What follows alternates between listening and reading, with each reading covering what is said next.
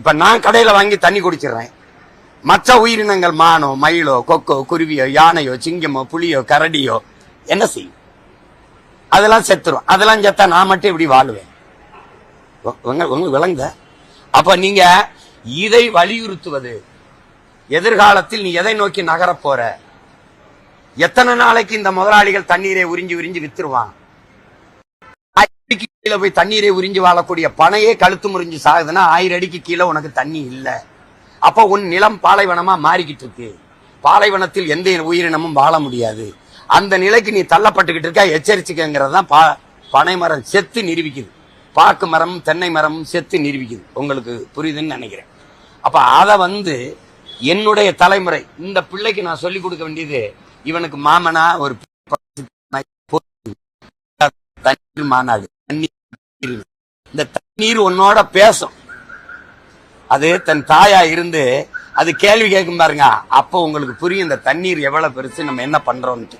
நீ குடிக்கிறது தண்ணியே இல்ல, நீ விஷத்தை குடிச்சுக்கிட்டு இருக்க. பிறக்கிற குழந்தை புற்றுநோயோட பிறக்குது. உலகத்தில் எந்த பேரறிஞன், எந்த மருத்துவ மேதை காரணம் சொல்லுவான்? பிறக்கிற குழந்தை புற்றுநோயோட பிறக்குது. காரணம் என்ன? புகைச்சிச்சா, இல்ல போதை பொருளை குடிச்சிச்சா, இல்ல கஞ்சாவின்னு எதுவும் போட்டுச்சா, இல்ல எப்படி புற்றுநோயோட பிறக்குது? நீர் நஞ்சாயிருச்சு, உணவு நஞ்சாயிருச்சு, காற்று நஞ்சாயிருச்சு. ஆக்குனவன் யாரு? ஆக்குனது யாரு?